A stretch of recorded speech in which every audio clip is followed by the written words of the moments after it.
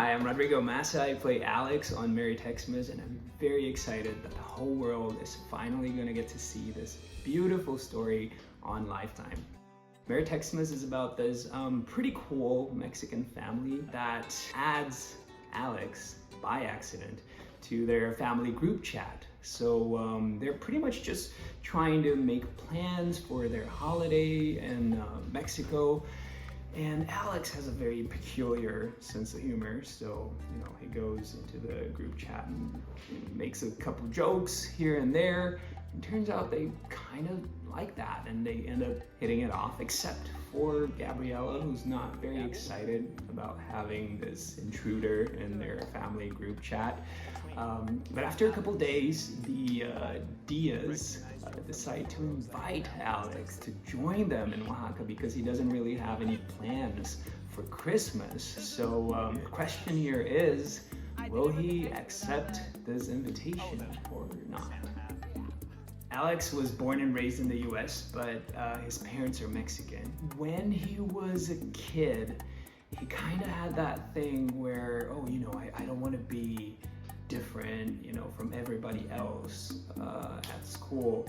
So he kind of started blocking that whole part of his heritage, and he refused to learn Spanish, for example, or adopt so many of those cultural things that his parents were trying to bring home. So when this whole situation appears in his life and now he has the opportunity to go to Mexico, it's pretty much about finding your roots again and rediscovering your origins and the place that you came from.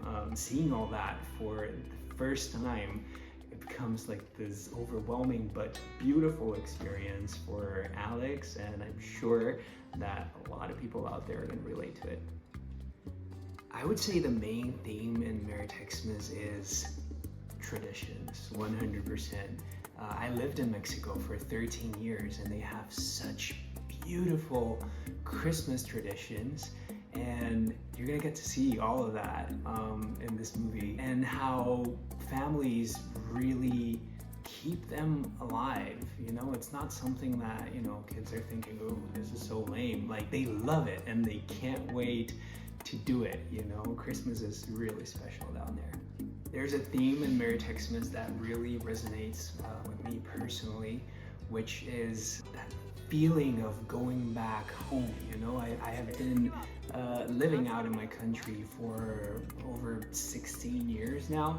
Just going back and just feeling like that's your safe place on earth, your family. Those are the people that you can always count on no matter what. That's definitely something that, as I was reading the script for the first time, I was like, oh yeah, I know that feeling. I feel like I can bring some of my personal experiences to expand Alex's Christmas universe in this movie. I do have a fun behind the scenes story from when we were filming Merry Textmas in Mexico. The house where we were filming was from the 16th century. It belonged to one of the captains that were working with Hernan Cortés, who was one of the big Spanish conquerors that got to Latin America. And one day we were doing a night shoot, and I was just doing my backstage videos, and I just happened to say, I feel like I'm gonna see a ghost eventually in this house,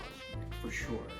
And then, I end the video and I go to the bathroom, I open the door, I turn on the light, and I see something like right in front of me, like presence. I scream, I started yelling. And 3 people from our production staff came to see if everything was okay. Why is Rodrigo yelling? Turns out it was a mirror. My favorite Christmas tradition, definitely, singing, caroling. I'm a musician, so I really cherish those moments. And this very piano where all the family is here and we're all together and we're building those memories and those sounds that are going to bring us right back to those super special moments forever. So the easiest way to bring my family together during Christmas is to turn on the AC, because I'm from Brazil and it's very hot down there during Christmas. So, that's the spot where we all go. No, I'm just kidding.